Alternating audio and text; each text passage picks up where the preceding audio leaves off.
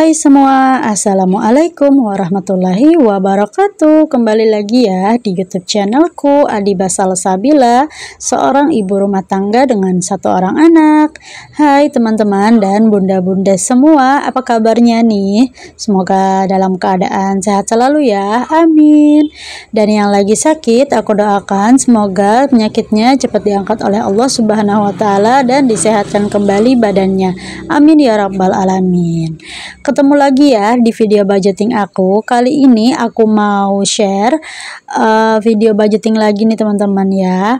Dan ini tuh video budgeting di minggu ketiga ya teman-teman, di bulan Agustus. Masya Allah tabarakallah, alhamdulillah ya, sudah di minggu ketiga aja nih teman-teman di bulan Agustus. Gimana nih persiapannya untuk menyambut 17 Agustus di tahun 2024 nih teman-teman. Nah, Masya Allah ya, kalau aku itu biasa aja ya teman-teman, karena aku cuma nonton aja, nggak pernah ikut lomba gitu ya teman-teman. Masya Allah. Nah, jadi lanjut lagi ya teman-teman ke videonya. Sebelum budgeting Agustus di minggu ketiga, ini aku mau evaluasi dulu ya budgeting Agustus di minggu kedua yang mengcover dari tanggal 8 sampai tanggal 14 Agustus ya teman-teman. Nah, tadi untuk kategori pertama belanja bulanan dengan budget 30.000 ya teman-teman di minggu kedua. Masih ada sisa 10.000 ya teman-teman. Kemarin aku cuman beliin tisu gitu ya teman-teman. Aku beli tisunya 2 gitu ya, karena qadarullah anak aku lagi sakit gitu, batuk pilek, jadi ada ingusnya gitu kan ya teman-teman, jadi kurang gitu untuk tisu aku. Lanjut untuk belanja mingguan, ada sisa sebesar Rp5.000 ya teman-teman. It's okay, nggak apa-apa, alhamdulillahirabbil alamin, masih ada sisaan nih teman-teman. Untuk telur itu habis ya teman-teman, dan untuk jajan anak itu habis ya teman-teman. Lanjut untuk kebutuhan anak yang aku budgetkan 100.000, itu kemarin aku belikan diapers ya teman-teman. Itu ada sisa cuman 13.000 ya teman-teman. Nah, sekarang aku kan lagi belajar untuk toilet training untuk anak aku, jadi semoga ya di bulan depan bisa mengurangi sedikit pengeluaran popok ya teman-teman, atau diapers gitu. Lanjut di dana darurat itu ada sisa sebesar 12.000 ya teman-teman. Kenapa ini kepake?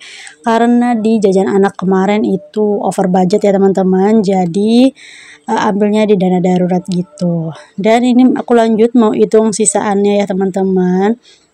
Ini aku pakai kalkulator HP aja ya teman-teman, karena kalkulator aku yang kecil itu rusak ya teman-teman, dan belum beli juga untuk kalkulatornya, jadi aku pakai yang HP dulu ya teman-teman. Jadi untuk sisaan di minggu kedua ini tuh receh banget sih ya, cuman 40.000. Alhamdulillah ya teman-teman. Nanti uangnya bakalan aku satuin lagi, aku masukin ke dompet bulanan aku ya teman-teman. Aku masukin sesuai dengan pos-posnya yang ada sisanya ya teman-teman. Insya Allah nanti kalau uangnya nggak kepakai, nanti aku bisa masukin ke saving challenge aku ya teman-teman di akhir bulan. Nah, oke, lanjut lagi. Setelah itu aku mau budgeting di minggu ketiga ya teman-teman, yang mengcover dari tanggal 15 sampai tanggal 21 Agustus. Untuk kategorinya sama seperti minggu kedua, budgetnya juga sama ya teman-teman. Aku nggak naikin, aku nggak turunin juga, sama aja. Tapi perbedaannya aku di minggu ketiga ini alhamdulillah bisa saving ya teman-teman, sebesar 50.000 aja. Nggak apa-apa ya teman-teman. Kali ini aku mau saving untuk challenge 100 amplop aku ya teman-teman, sebanyak 5 lembar. Nah, mohon maaf ya teman-teman, tadi pas aku bikin videonya itu di sore hari dan cuaca lagi agak mendung gitu, jadi videonya terang gelap gitu ya. Jadi ini aku tambah aja pakai Blade HP ya teman-teman. Semoga tetap enjoy ya nontonin video aku, dan semoga tetap kelihatan ya, amin. Nah, sambil aku mau nulis-nulis untuk kategori atau budget plan aku di minggu ketiga ini, aku mau sambil sharing-sharing nih 8 cara mengatur uang bulanan ya teman-teman, agar jangan sampai tercekik ya di akhir bulan. Simak ya video aku sampai selesai. Nah, setiap orang pada dasarnya memiliki cara mengatur uang bulanan yang berbeda. Perbedaan ini biasanya terkait dengan kapan penghasilan diterima, ada yang gajian pada akhir bulan, awal bulan, dan justru mendapat gaji harian dan juga mingguan. Nah, terlepas dari perbedaan waktu menerima uang yang tadi, ternyata ada beberapa cara basic yang untuk mengatur keuangan. Apa saja sih caranya? Yuk simak ya sampai selesai. Yang pertama, membuat anggaran. Membuat anggaran adalah satu hal dasar yang harus kita lakukan dalam cara mengatur keuangan agar tidak boros. Nah, dalam anggaran ini kita bisa menyusun apa saja pengeluaran harian, pengeluaran mingguan, dan juga bulanan yang kita butuhkan ya teman-teman. Bagaimana cara membuatnya? Kita bisa tracking pengeluaran di bulan-bulan sebelumnya. Mulai dari tagihan, belanja kebutuhan harian, dan lain sebagainya. Kelompokkan masing-masing pengeluaran sesuai dengan jangka waktu pembiayaan. Misalkan untuk belanja bahan makanan, kita bisa lakukan seminggu sekali. Seperti food prep ya teman-teman, untuk sekarang ini trennya gitu. Nah, maka alokasikan dana mingguan. Lalu ada beberapa agenda untuk belanja bulanan seperti persabunan, alat kebersihan, dan juga yang lain-lainnya teman-teman. Jangan lupa memasukkan anggaran untuk jajan atau kebutuhan seperti family time juga ya teman-teman, karena itu sesuatu yang penting sih menurut aku ya untuk kita ibu rumah tangga supaya kita tidak bosan dengan rutinitas kita sehari-hari yang di rumah saja ya teman-teman. Nah, biasanya nilai pengeluaran bulanan ini tidak akan berbeda jauh setiap bulannya sehingga lebih mudah untuk kita catat. Dalam rencana anggaran ini kita bisa tuliskan biaya estimasi jika belum tahu ya nominal pastinya. Nah, yang kedua, bayar tagihan tepat waktu. Bayar tagihan tepat waktu, salah satu pos pengeluaran wajib setiap bulan adalah tagihan. Sebut saja tagihan air dan listrik, telepon, wifi, BPJS, atau kontrakan, atau KPR, dan lain-lain sebagainya ya teman-teman. Nah, untuk aku, kenapa aku nggak ada biaya untuk BPJS? Karena aku memang masih pakai BPJS yang gratis gitu ya teman-teman, yang tanpa dipungut gitu biayanya. Jadi aku belum bikin ya. Untuk Paksu mungkin ada ya karena dapat dari kantor. Untuk wifi juga aku nggak punya ya teman-teman, karena aku juga masih pakai kuota gitu ya. Nah, cara mengelola gaji terbaik adalah dengan membayar semua tagihan yang kita miliki tepat waktu ya teman-teman. Sebisa mungkin bayarkan atau alokasikan dana ke pos tagihan langsung setelah gajian. Tapi bagaimana jika ada tagihan yang perlu kita bayar per 3 bulan atau per 6 bulan mungkin? Misalkan kita biasa bayar BPJS ke tenaga kerjaan 3 bulan sekali, maka alokasikan dananya tetap harus per bulan, hanya saja kita tetap bisa membayar per 3 bulan. Hindari menunda mengalokasikan dana untuk tagihan hanya karena belum waktunya bayar, karena ini sangat berbahaya ya teman-teman. Nominal membayar level tagihan bisa terlalu berat untuk kondisi keuangan, apalagi jika langsung dibayar tanpa alokasi berjangka ya teman-teman. Nah, lanjut untuk yang ketiga, bagi uang per minggu atau weekly budget. Cara mengatur uang belanja mingguan sangat bisa kita terapkan untuk pengelolaan yang lebih mudah, khususnya untuk pos pengeluaran belanja kebutuhan, memasak, dan hiburan. Kenapa? Karena banyak orang yang kesulitan untuk mengatur pengeluaran saat belanja kebutuhan di awal bulan. Hal ini mengingat kebutuhan hidup perlu dipenuhi untuk 1 bulan ke depan. Nah, jika kita tidak sempat ataupun lupa untuk menerapkan budgeting ataupun membagi uang ke dalam pos-posnya gitu, itu bisa berujung pada derita menuju akhir bulan ya teman-teman, karena ini biasanya membuat kita mau tak mau harus mengetatkan ikat pinggang atau Bisa disebut dengan istilahnya tercekik ya teman-teman di akhir bulan karena kebutuhan udah habis, budgetnya juga udah habis, jadi ya harus lebih berhemat di akhir bulan. Karena di awal bulan udah senang-senang ya teman-teman. Lalu bagaimana cara kita mengakalinya? Kita bisa atur budget untuk tiap minggunya dan hanya membawa nominal sesuai budget saat berbelanja. Dengan pembatasan yang terlihat secara visual ini, maka kita bisa mencegah terjadinya pengeluaran yang berlebihan ya teman-teman.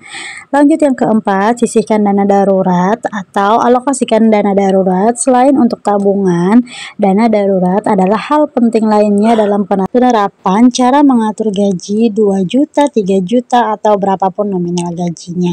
Jika kita mau menerima gaji bulanan, ada kalanya waktu 1 bulan terasa begitu lama dan kita membutuhkan dana untuk pengeluaran di luar rencana. Misalkan ada rekan, saudara, atau keluarga yang meninggal, perbaikan kendaraan yang rusak, dan lain sebagainya ya teman. Mengalokasikan dana darurat secara teratur tiap bulan bisa membantu kita menghandle pengeluaran tak terduga tanpa mengganggu keuangan. Nah, yang kelima, sayangi diri dengan bijak. Sayangi diri sendiri dengan bijak. Beberapa orang memilih jalan ekstra keras untuk mengelola keuangan. Misalkan kita merintis usaha jualan dan bersikeras cutting segala hal di luar kebutuhan utama agar uang terkumpul. Ini sah-sah saja untuk kita lakukan, namun ini bukan hal yang tepat dalam menerapkan cara mengatur uang hasil jualan ataupun penghasilan dari sumber lain. Perhatikan efeknya. Hal ini memengaruhi semangat kita untuk mengumpulkan uang ya teman-teman. Tidak ada yang salah untuk memanjakan diri sendiri, asalkan dalam prosesnya kita tetap on the track. Mengantisipasi hal-hal yang tidak diinginkan seperti kebablasan, memanjakan diri, kita harus melakukannya di budgeting ya teman-teman. Alokasikan dana khusus untuk memberi reward bagi diri sendiri. Bisa dengan makan malam enak ataupun weekend dengan keluarga ya teman-teman, ketika kita berhasil menyelesaikan salah satu tujuan. Nah, yang seterusnya, yang keenam, perhatikan pengeluaran kecil dan kebingungan menentukan kategori. Pengeluaran kecil. Nah, coba kita perhatikan ya teman-teman, pengeluaran kecil yang mungkin sudah menjadi habit atau ternyata membebani jatah bulanan. Misalkan kita berangkat kerja selalu melewati kedai kopi gitu ya teman-teman. Harga kopinya mungkin belasan ribu rupiah, tapi jika ini kita lakukan setiap hari, maka tinggal kalikan 25 hari kerja dan nominalnya bisa sangat besar ya teman-teman. Kita bisa mengakalinya dengan membuat kopi di rumah atau membawa air minum saat keluar dan berpergian ya teman-teman. Kebingungan menentukan kategori pengeluaran sering dialami banyak orang, termasuk anak kos ya teman-teman, khususnya antara kategori mewah dan kebutuhan. Makan adalah kebutuhan dasar yang perlu kita penuhi setiap hari, namun makan di restoran bintang 5 adalah bentuk kemewahan.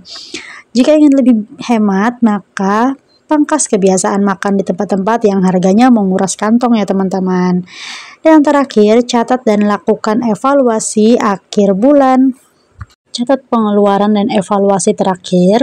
Kita harus melakukan pencatatan untuk setiap pengeluaran yang terjadi.